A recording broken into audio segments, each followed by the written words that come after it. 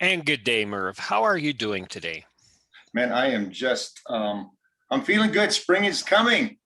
It's warming Isn't up. it? It's wonderful. Isn't it though? Yeah, I'm looking outside and it's clear as a bell. It's cool, but the sun's there, and I think I'm going to play outside a little bit today too. Absolutely. We were talking earlier about communication. We agreed to actually continue this conversation because of the breadth and depth of material that and the influence communication has on project management. One of the things that I am a little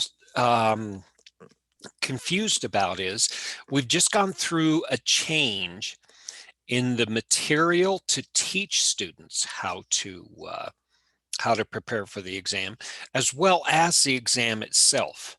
And one of the things that they've dropped off is communication channels. And it really is strange because a communication channel is one of the fundamental things to understand what the role of the project manager is.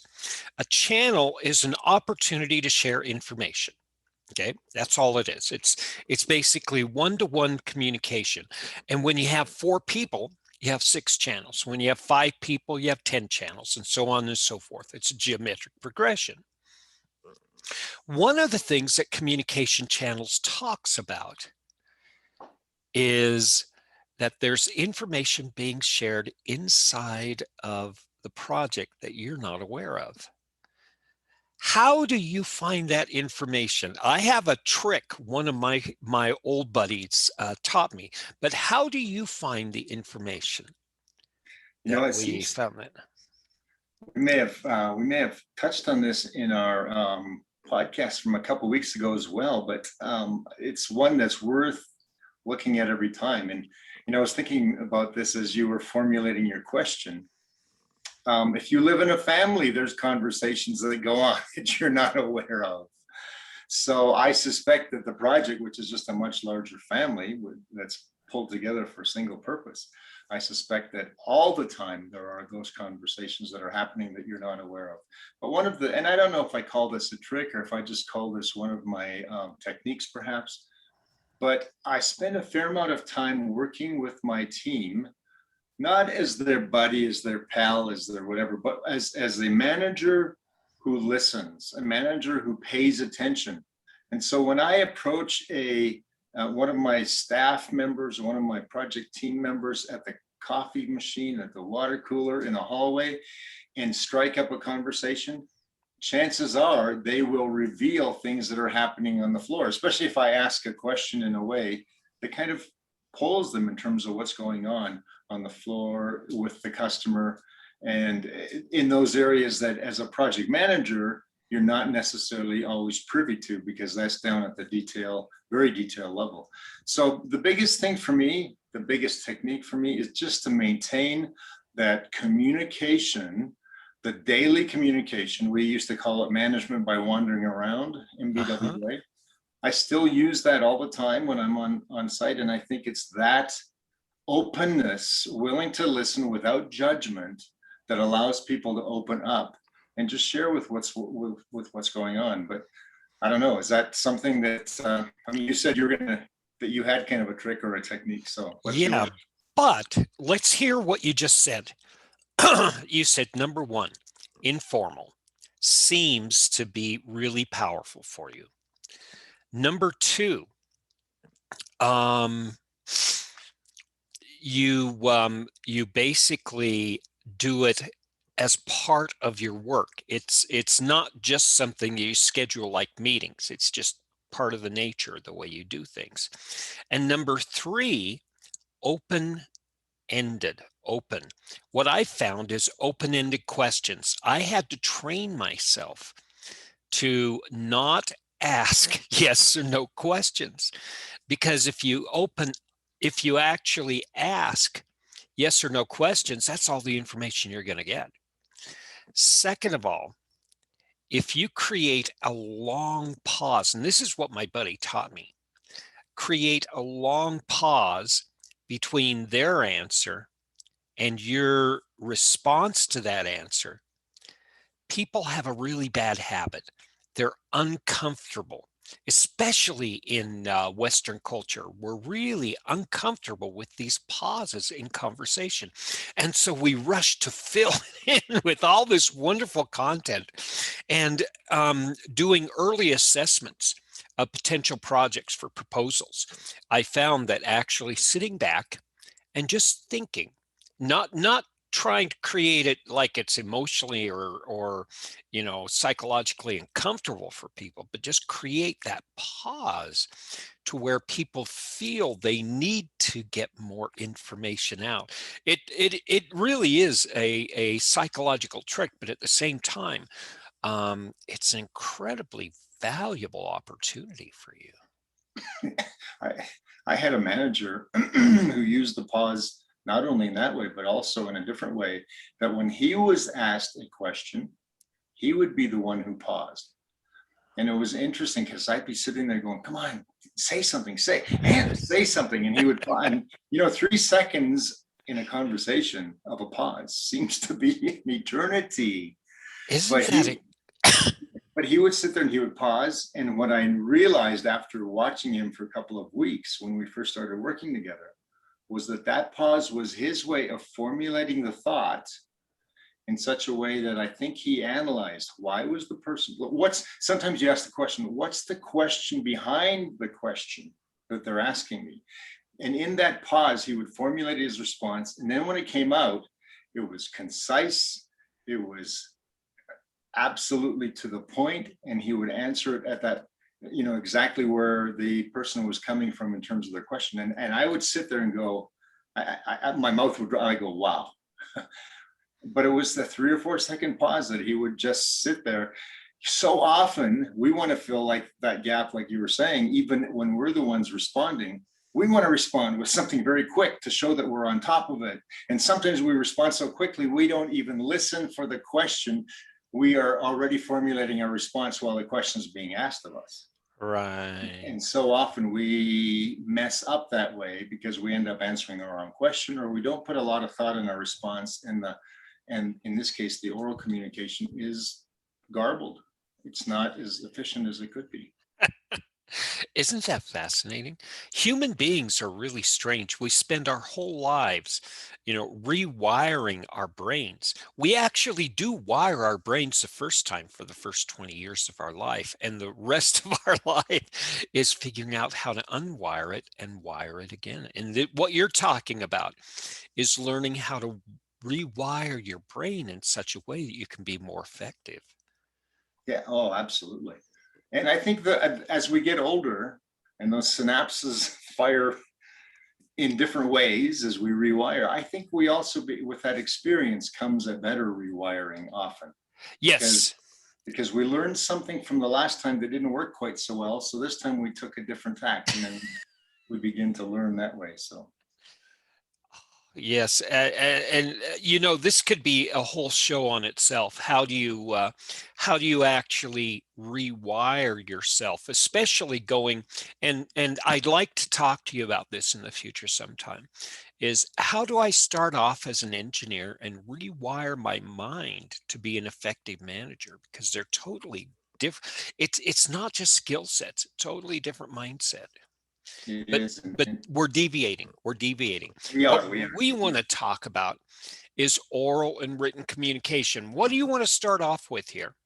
Well, when I was doing some research for this topic, I thought, oh, the 5 C's. The PMBOK talks about the 5 C's, and I think you rightly discovered that was 5 C's of more of the written communication, which is very important.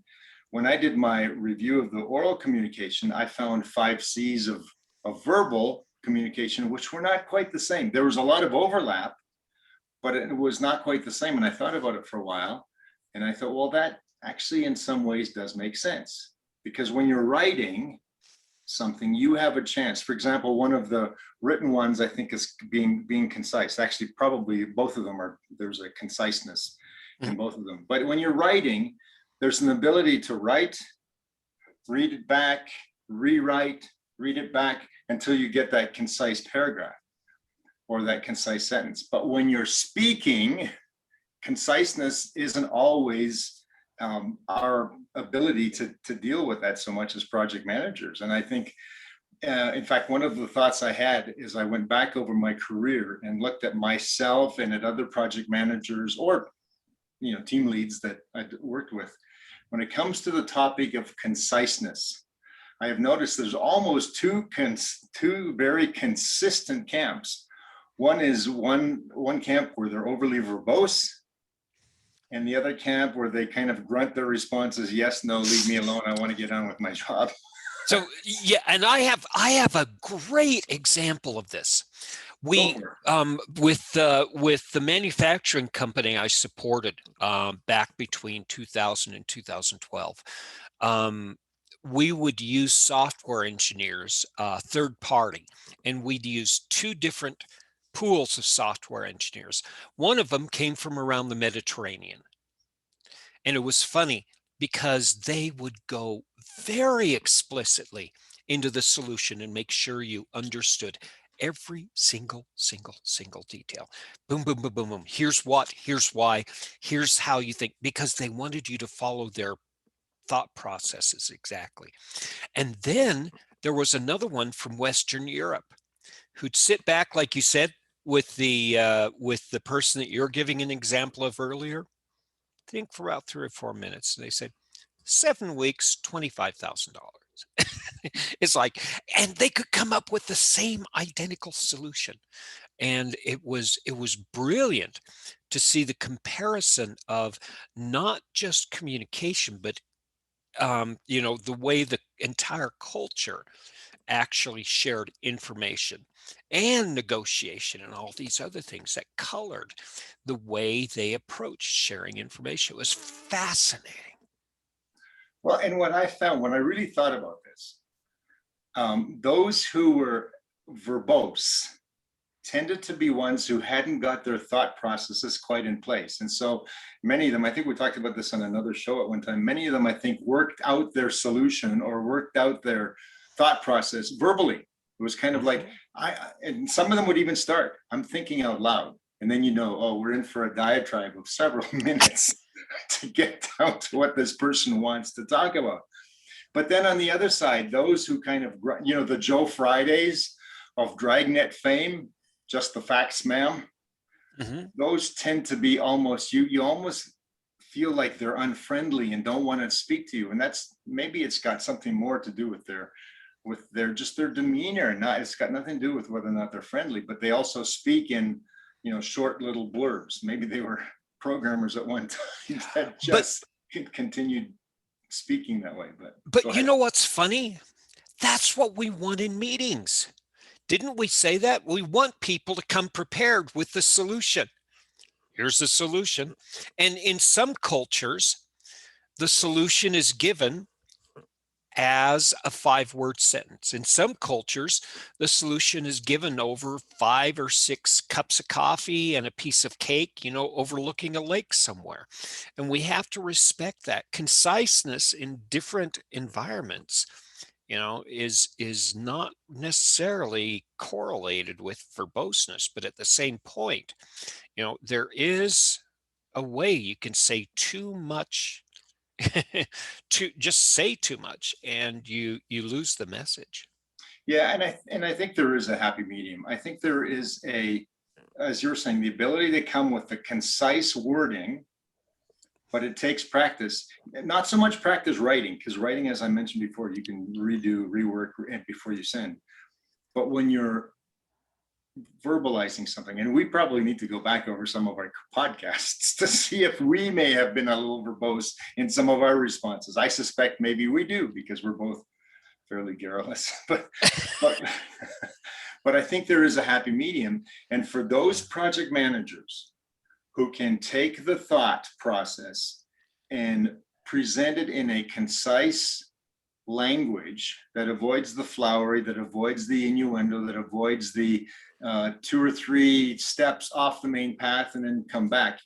That person who can get their thoughts across concisely is the person who I think somehow garners extra respect. And it's almost a subjective response to that person, because for the ability for a person to have that kind of verbal response, you get the feeling that they're really in control of their material, they're really in control of who they are, and they can express themselves such that the other person is meant to understand what it is that they want in as few words as possible.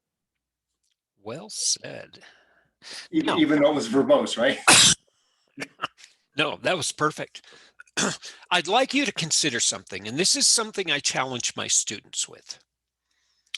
Writing and making something formal are two different skill sets.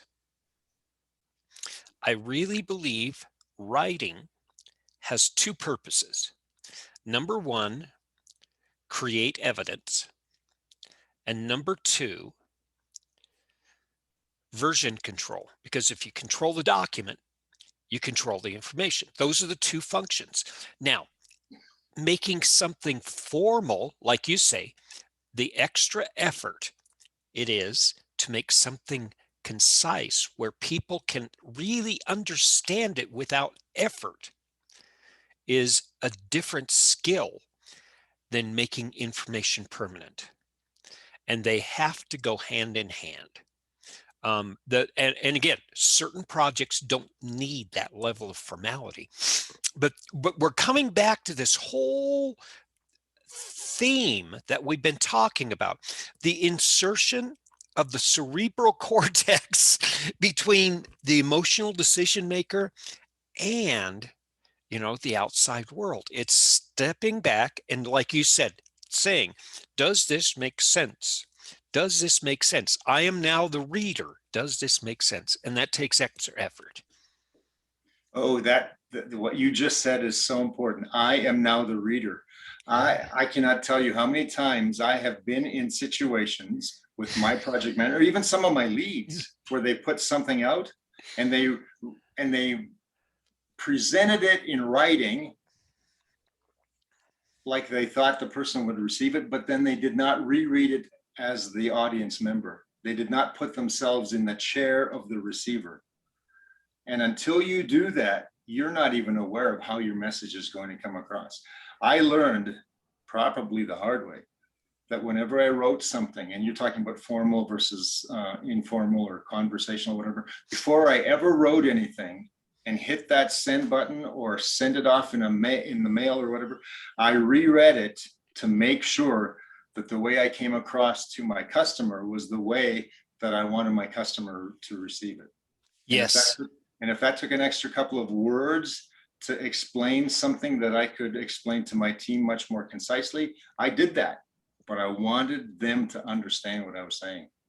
And if we want to expand that beyond conciseness to the other components, we can actually say the same thing. Clarity. Is it where we can see to the bottom of the lake? Is there no hidden innuendo? Is there no hidden information? Is there something getting in the way? And this is where project manager owns any failure in communication, because you set the tone and the culture. And if you allow yourself to actually create that lack of discipline in thought and in sharing information, you can only expect so much from your team as well.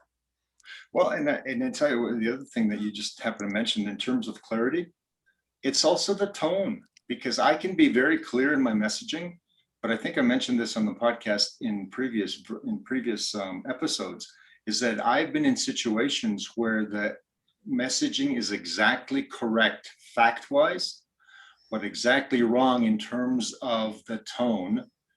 And the tone was set up in such a way that it made the sender be the hero, in this case, the project manager, and the client or the stakeholder be kind of the person who was at fault for whatever the situation was, just by stating the way the tone, or just by putting just by the way the tone came across. And as I was saying before, when I would reread it for understanding, I would also reread it and say to myself, if I use that word, how will that person take it? If I use that particular phrasing, does it make it look like I'm pointing a finger at them, or does it make it look like we're in this in a partnership? I And so that's also part of exactly what you're talking about. You know, it's humorous for me because I'm thinking about my early classes, and I made a horrible mistake, especially with the international classes. I said, we're all peers. I'm just another project manager like you. And that's what I said. And at the same time, they heard, oh, we don't have a leader in this class. Therefore, I am a trained project manager. I must step up and make sure there's discipline in the class. And chaos reigned for months and months until I figured out that I can't start my classes like that. I have to start with decorum and values, and I have to start with a team charter and ground rules. There has to be that establishment of that formality, no matter how formal the project is, because those are the first boundaries the team and the stakeholders are going to expect. Exactly. So we've talked about conciseness. We've talked about clarity. And if I look at let's explore clarity just a little bit more before we go on to the other three of the 5 C's. But what are some techniques, and we talked about techniques before, but what are some techniques that you've used in the past to make sure that you are absolutely clear in either your verbal messaging or your written messaging? Every project has a lexicon. Oh, wait, Here's a term, impact. Here's how we define impact. Whenever we say impact, this is what we mean. This is the impact scale. This is green, this is yellow, this is red. This is how we're going to talk about it. This is the clarity. Basically saying something, the definition of a word so much that everybody understands how that term is used, and everybody uses that term appropriately. And I do read, not read like written, but read the room and read the culture and environment to ensure that there's no confusion, because you can tell when people are using words differently, or they use similar words but they have different contexts, that you have dissonance, and dissonance is going to be confusion. Yeah, and you're right. The terminology of the project, especially when you've got stakeholders and client team with kind of intermingled with your team, you're very facile in terms of how you're dealing with your team, but you also need to bring them along. So yeah, that common lexicon, common understanding is very important. Yeah, and yeah, when you're crossing national boundaries, cultural boundaries, language boundaries, about half to 2/3 of my classes are English as a second language. And so a third of the people are frustrated because I go through these definitions almost 20 times. Yeah. Well, good. Now you know how to manage international projects. Congratulations. Exactly. And this is the approach that I take.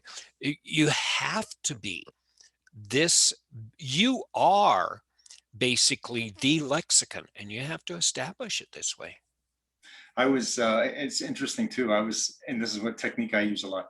I was in a meeting this week with a community group, has nothing to do with IT. It was just a community group. And we were talking, and I'm listening to the conversation. There's 5 of us, and the conversation is going back and forth. And I could tell that people weren't getting what each other were saying, and yet no one understood that they weren't getting what each other were saying. Probably my years of experience as a requirements gatherer. But so finally I stopped the meeting and I said, okay, this is what I'm hearing. And then a person would say, no, that's okay. So this is what I'm hearing. And so finally we came to a clarification. But here's what happened was, as I worked with that team to help them hear each other and listen to each other, the easiest thing for me would have been, and I'm going to introduce this in our next call, would be to go to a whiteboard with a pen, because I cannot tell you how many times I've been in a situation where people are talking at cross purposes, thinking they're understanding each other, and you pick up a pen and you draw some boxes and circles and lines on a whiteboard, how suddenly light bulbs just start to blink all through the room as people understand what each other were saying. So that's a long way of saying one of my techniques of making sure that our communication is clear is to sometimes draw a picture. Mm-hmm. That's right. That's right. We're getting into modals of learning and comprehension. Very good. Very good. So another one, were you going to ask me one? No, actually, I was looking at what is another one of the 5 C's that really inspires you. Well, I think cohesiveness of the message, and one of the things that we as project managers pride ourselves on is our logical abilities and our decision-making capabilities. And a lot of that comes from the experience of being on a project team with a single-minded focus of delivering a system. So we're very logical, we're very decision-oriented. But so why is it that when we're, especially in our verbal communication, why is it then we are then less cohesive or less logical as we try to foment our discussion points, or have our audience understand what it is that we're trying to say? We've kind of touched on this, but basically from a cohesiveness point of view, how is it that we still muddle our message? I have a theory. It has to do with integration. When you learn how to be smart in university, you decompose, you break things down. When you start being really smart in university, you synthesize, you connect things together, and you put them in different new ways that people have never thought before. Now, in your thesis, you have somebody hitting your knuckles whenever you have that lack of clarity in the synthesis. It's not the decomposition that people have a problem with, because you're breaking things down into small bite-sized pieces, and that really works well with people. But when you put things together, it gets complex. Now, that's part of the problem. The second part is we learn how to be an integrator. That's one of the chief skills of a project manager, is tying everything together, our triple constraint, right? Well, the problem with that is, after doing it for so many years, it's muscle memory, it's tacit.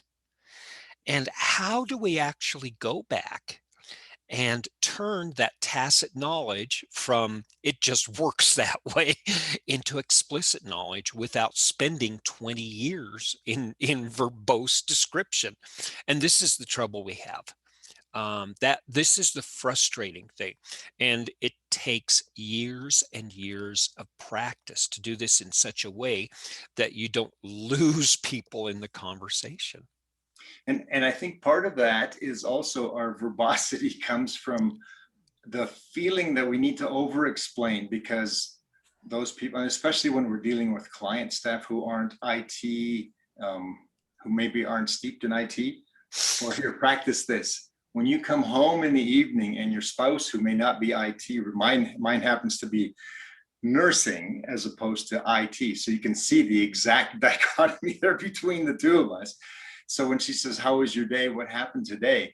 Just trying to explain that becomes an interesting experiment, because you want to be able to explain it cohesively, but you don't want to get so verbose that you're confusing them. And yet that's what you end up doing, or that's what I would end up doing often, is that in explaining, I could see some quizzical looks, so I would throw some more in, more quizzical looks, so I would throw some more in, finding out that in fact, the more I threw in, the more confused my wife got.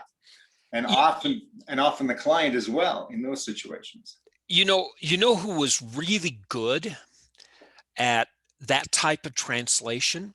Richard Feynman. You can actually Google this on the internet. And guys, if you're listening to this, I really suggest you do this. Feynman technique.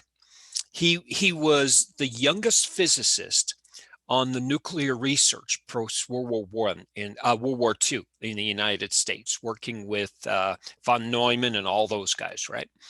And he was part of the research for the failure of the Challenger when it blew up.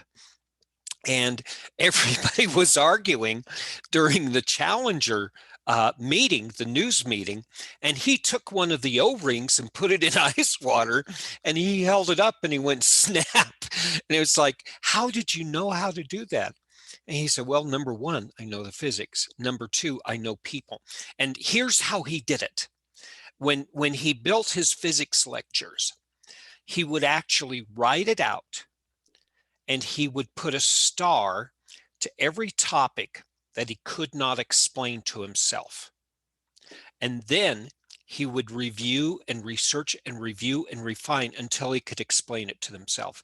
And then he found somebody who was a non-physicist that he could actually go through this. And every time they said, I don't understand that, it wasn't a failure. What it did, it pointed him to how he could refine his communication. And here's, I think, what I'm hearing you say, that takes longer. and maybe some of our illogic, maybe some of our lack of cohesiveness, maybe some of our verbosity comes from the fact that we don't want to take that time to really be understood. It's like, I'm going to get this out, and then I'm going to go on to my next task because the schedule awaits. Yeah, I don't have time for this. I don't have time for this. Figure it out. And the fact is, you don't not have time for this.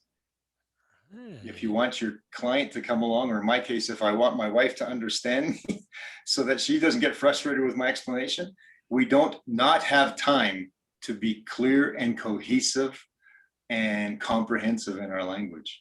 Right. How's that for practical application of what we as project managers can do?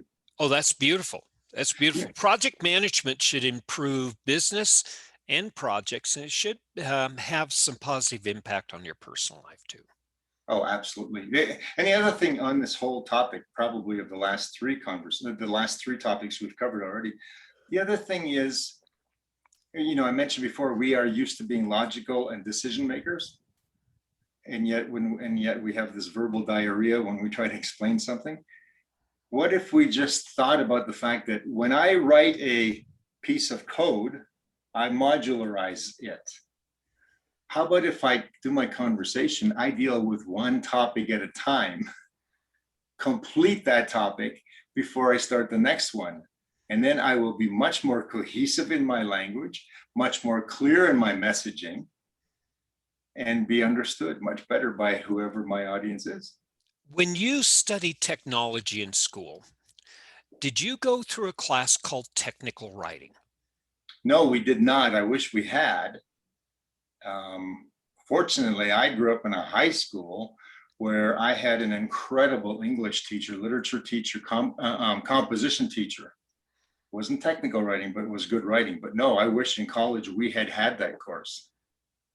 Okay, that was part of business. And they said, here is writing, here is self-expression, here's technical writing, here's communication. And they're two different things. And here's how you technically write. And that was my introduction to the 5 C's. It was like, number one, if you have too many pieces on the desk and you're forcing the reader to put them together themselves, that's not what they're there for. If you don't answer why they're writing or why they're reading this, they don't have a purpose, and they're not going to actually want to read it, and it's going to be half read and it's over. Also, it has to solve a personal problem, and all technical writing has to solve a problem or people are not going to care about it. Just like everything else, a project has to have an objective. A worker has to have motivation. They have to have purpose and reason to do the work. And any document you write, according to technical writing, it has to have a purpose or it is useless. I was smiling as you were giving that explanation, because there's not a week that goes by that I'm not Googling something, or going, one of the search engines, looking for some answer to some question. And so often I have to ask the question 14 different ways before I finally come up with the answer. But every time I get a response, even the wrong response to the original question, at the end it says, did this help clarify your question? And no matter how many times I hit no, I think that's just a placebo button. I don't think that goes anywhere, because they never, when I say they, now I'm being unclear, but the technical writers for many of these companies don't seem to take into account the frustration of us as people looking for answers who aren't getting the answers, and yet they're not improving their communication. Technical communication. Yeah, and you know what? All us as consumers of information, we must be much more literate than we were. How do we think critically is the start. How do we critically analyze and assess? And then how do we critically communicate? And we do it without trying to sway the audience and giving the audience what they need to make their own decisions. Right. And until we analyze that, we will seldom be concise or clear or cohesive. That's the first three C's we've looked at. Or, and let's explore another one, completeness. I've never done that. I've never stopped an email in the middle of a thought. Right. Oh, yeah. Or not on purpose, until you get the response saying, is this all? Did you mean to tell me something else? Yeah, and the problem is we confuse multitasking with task switching so much that we just lose ourselves. And like you said, we don't give ourselves the freedom or the permission to sit back and complete a thought. Well, and let me take this idea of completeness now to the written world, and typically where we live as project managers, being with email. We do a lot of email responses with our teams and with our customers, with our clients. How often do you as a project manager, or how often have you seen a response come back to you where you might ask two questions in an email, they respond to the first one and forget about the second or third or fourth one altogether? That's one thing, so it's not complete, the answer. The second one is, how often do we as project managers send out an email with 4 or 5 distinct thoughts and then wondering why it takes so long to get a response? Because the people who are responding to us are not responding to us one at a time. They're thinking they have to research all 4 or 5 and respond to all 4 or 5. Maybe we need to also be more compartmentalized in our completeness as we send out those emails. Yes, I call this the dresser drawer theory of human behavior.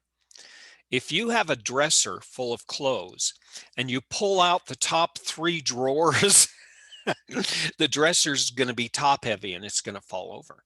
So what you need to do is pull out one dresser drawer, get what you need, and close it. Then you can go to the next drawer. When you have too many drawers open, when you have too many things on the plate of the communication, you're going to lose your audience. You're going to lose any traction in trying to gather information. Well, and I think you also confuse the person you want to respond to your questioning or your requests for response. You're going to confuse.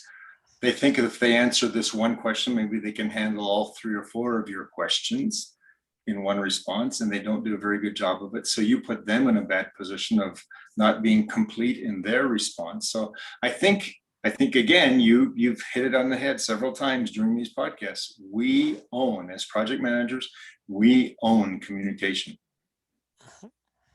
One of the things that I've learned as I fix these mistakes in my communication, I've been more sensitive to the mistakes of others, not to make them wrong, but to understand where they're coming from. Like, again, it's like they're all over the map. Okay, I know what type of a coffee conversation I have to have with this person. Let me put it out in the cafeteria and see if I can help them lay out all these diverse things that are in their head and help them organize. It's this process of going through your own mistakes, becoming self-aware, so you can actually read into that. And again, I think I said this earlier, 90% of our time is spent ensuring proper communication, whether it's intentional or unintentional. And people are telling you things all the time. All you have to be is aware, number one, that they're saying things that they're not saying. Number two, how to interpret that. Well, and I'll give you an example that's a little off what you just said, but kind of corresponds to what you just said.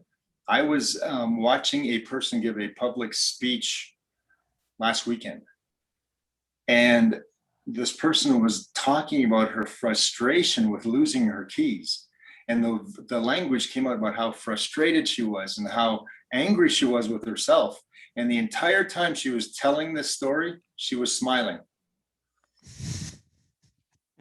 So even our now I'm going into the verbal or oral communication, even our verbal responses, we can confuse our audience just with our body language, not being in tune with our words. And we forget, Merv, that's a really important point. We forget that whether we mean it or not, our written communication has emotional content. Oh, yeah. And people reading emails or reading documents will infer that emotional content if we're not careful, if we don't give them, if we give them dissonance like that, they're going to actually try to connect the dots and put in that, and resolve that dissonance. And I should have mentioned that before. Remember when we were talking about how the tone comes across, or how whatever it is that people read into it? I should have mentioned that before, because that has been my experience, that after 2 or 3, probably a dozen of these kinds of situations where I just put out an email, informationally correct, but it came back with questions that I go, why did they ask that question? Reread my email or my correspondence and then realize that they took something incorrectly, not the way I had intended. And so over the years, I've learned now, as I write my correspondence, not only to think in terms of the tone, again, putting myself in my audience's chair, reading my own email back to myself. As I listen to my tone in that writing, I also listen for where I could have improved the wording such that the emotional quality, as you were saying, the emotion comes through correctly. And so there's sometimes you have to add a few extra words just to get that point across as you intended, so that there is no misreading based on what they assume your tone was. I mean, think about this. You might have just had a conflict in the coffee room with this person that you wrote the email to last night. Might have been on a totally different subject. They go to read your email, still smarting from the conflict that you and that person had, and they read your email now with that in mind. And if you haven't constructed your email in such a way that you are putting in your intended emotion, they may be reading their last interaction with you into that email. That's right. I mean, this is why project managers need to understand the nuances of how it is that they're communicating. And you said something, the conciseness, cohesiveness. We're actually talking about integration, tying things together so you don't have all these little, threads that are broken and out of the carpet that are just left dangling. And this frustrates people. And I think about this a lot when I have downtime and I'm doing my own reading. Integrity Mm, comes from the same Latin root that integration comes from. Integrity is not like an emotional state. It's basically your words and your deeds are in alignment. You're not confusing people. They know where you're coming from. That's really what integrity means. It means I don't wear masks.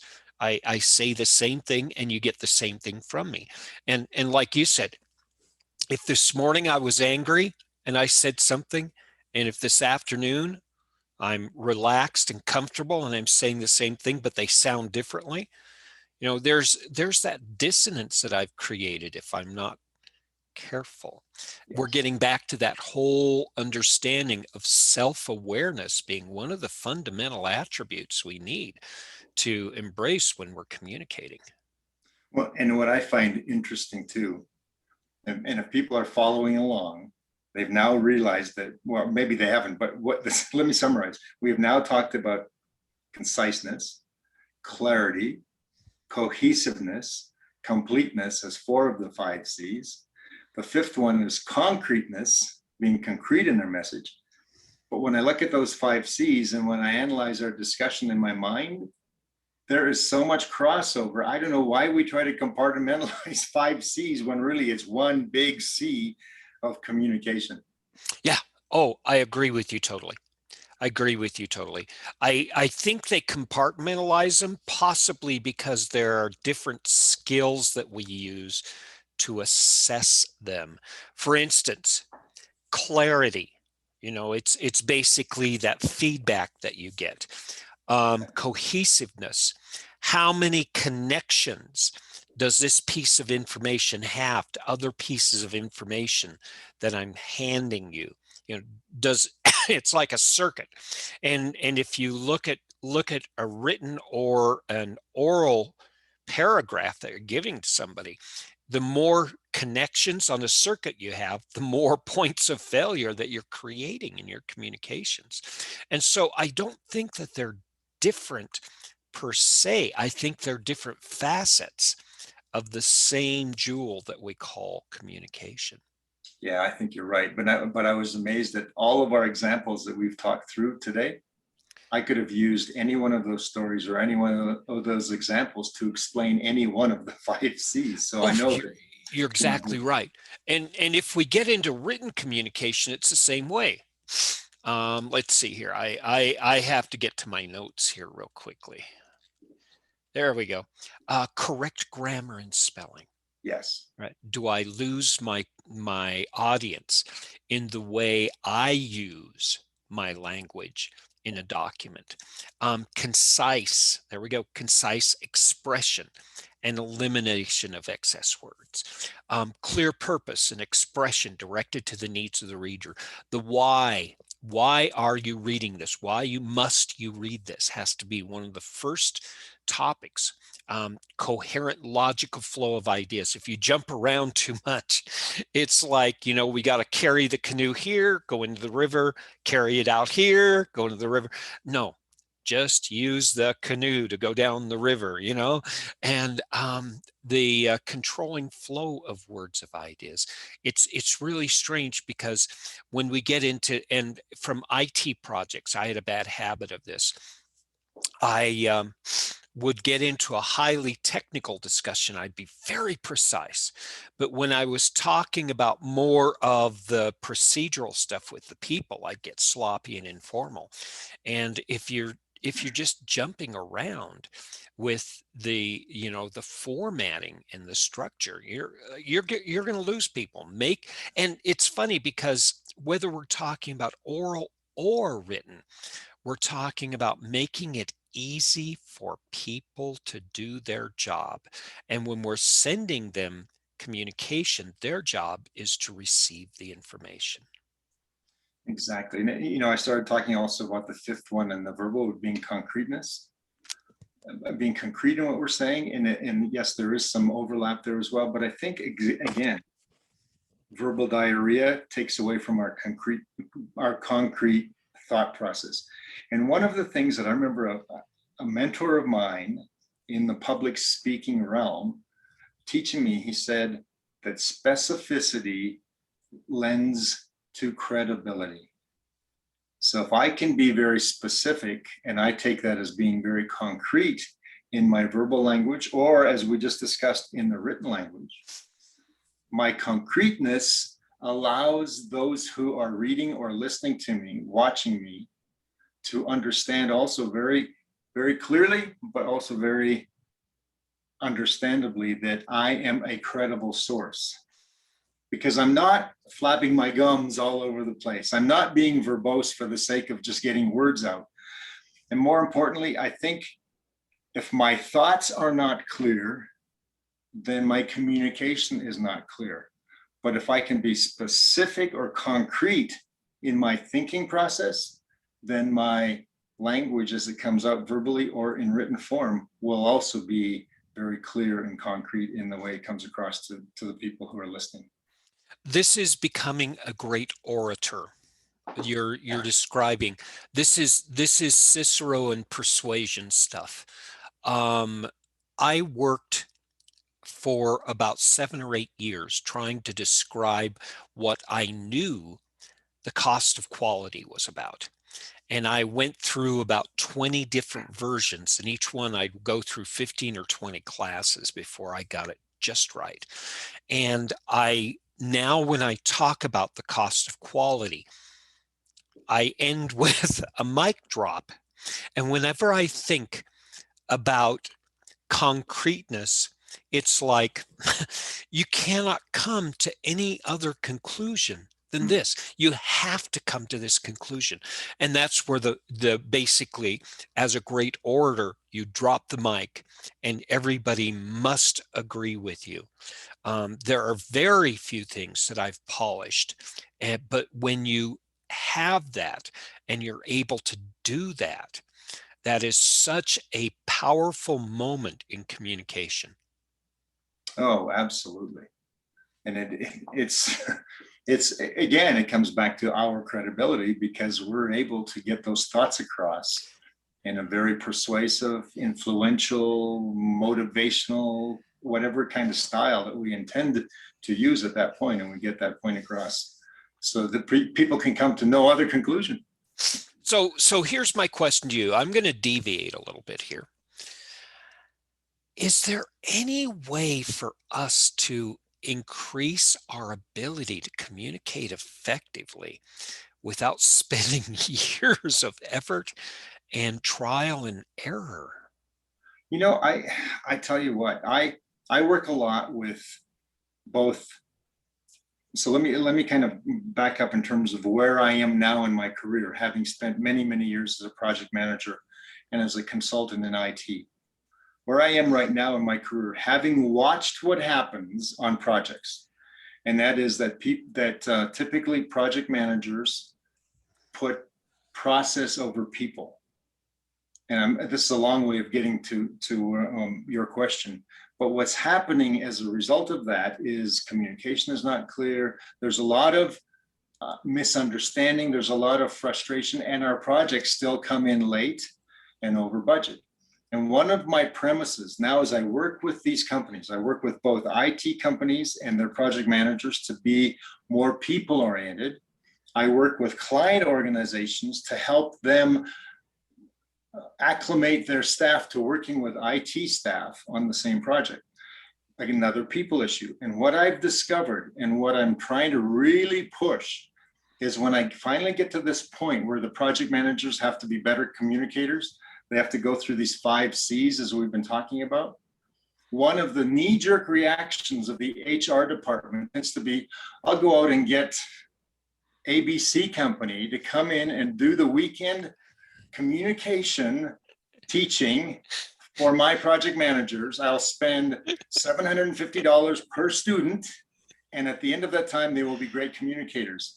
And what I spend my time working with both projects and client staff, both project managers, is no, you don't want, because what they're going to do is they're going to deliver the same material to you that they just delivered to the managers at the big box store on the corner or the hotel store at their headquarters, they are not talking as project managers to project managers with project management situations. What you want is a person like us, who have been there, lived it, spent the 20 years in the experience, who can take them quickly down into the trenches of where they live, and not this airy-fairy generic kind of stuff. How's that for an exact word? Stuff that they learn from the generic teaching companies. And it frustrates me that they think they can solve their problem with some generic process. They really need to get people in who can help them with their communication, either through observation or direct instruction, who have been in the trenches themselves. How's that for an answer? Oh, that's great. That's wonderful. That's, that is exactly what we're talking about, because so much of communication and so much of project management itself is experience. It's not like years and years, behind me experience. It's you're in the moment. And it's those teachable moments that actually where we learn most of our project management. It's seeing the oops, or it's also seeing the light bulbs. And it's having somebody around us who can say, see that light bulb? That's an important light bulb. Yeah. Could you tell I was a little passionate when I was describing that? Just a little animated? It's called conviction. Yeah.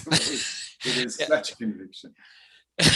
Well, and I'll tell you, here's the other part of that, what you were just saying, is that when I tell a story, as I communicate something to the project management group that I'm teaching or instructing or observing, when I tell a story from my own experience, the mistake I made and the recovery from that mistake, they immediately put that in the context because it could have happened to them yesterday. But the generic instructors will come out and they'll talk about, a policeman who meets someone on the road who does this. And it's kind of like it's this generic kind of illustration that doesn't really get them anywhere. But when they can see a person who's lived it, made the same mistakes they're making and recovered, there's hope, and it really sinks in because it makes sense to them. Yep. Three things I learned speaking in front of people and actually influencing decisions. Number one, do your homework. Number two, simple logic. Keep it simple. That if you make people work for the solution, either they love it as much as you do, or it's a useless effort. And number three, conviction. And if you're actually trying to convince something of somebody and you don't believe in it, you're the wrong person to be up either in front of the PowerPoint or in front of the whiteboard. Get somebody else. And this is from years of proposals at the C-level. Without those three things in place, you're not going to win the deal. No, that's exactly right. So in the couple of minutes we have left, Tim, when we first began to kind of format some ideas around this particular topic, I think one of the thoughts that we both had up front was that clarity is good and brevity is bad. Do you still feel the same way after this discussion? Not today. You know what? It's horrible that we say it's almost like they're both correct. I hate to say that, but brevity has incredible value. If brevity is also a way to deliver the correct information, I think it's almost better. To be able to communicate effectively. It's like, it's like a 5,000 line sonnet compared to a haiku. In some ways, the haiku is much more artful and it's much more effective. Yeah. I like the O-ring example where he just put it in ice water and he eliminated the 10,000 words it would have taken to explain it scientifically. That's all you need. And again, there are so few opportunities for us to do that, and we must be aware of those opportunities. Yeah. I think the first part of that statement that I just said that we thought about, clarity is good. I think clarity is always good. I think there's no argument there. So yeah, clarity and brevity together are really what are the true capital impacts that we can make in communication. it could be said that brevity leads to clarity. How's that? Very good. Very good. Well, this has been another incredible discussion. Every time I speak with you, Tim, on one of these shows, I learn something. And I hope our audience is also learning something from our discussion. So if they want to learn more from you, however, offline, where would they find you? Oh, find me in LinkedIn. I'm exploring other social media outlets, but right now the best way to get me is a LinkedIn. I'm still cleaning up from the last 2 months of transition in the project management training industry.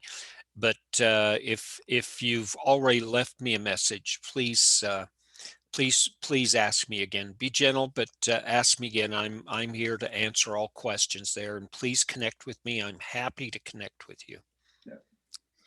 And I likewise am Merv Jersak on LinkedIn, and my business page on LinkedIn is People First Project Management, which is also the name of my website. So I think any of the kinds of topics we've talked about on these podcasts, we've probably also blogged about or had other discussions about. So feel free to explore what we have out there in the wide, wide world of our incredible internet and social media.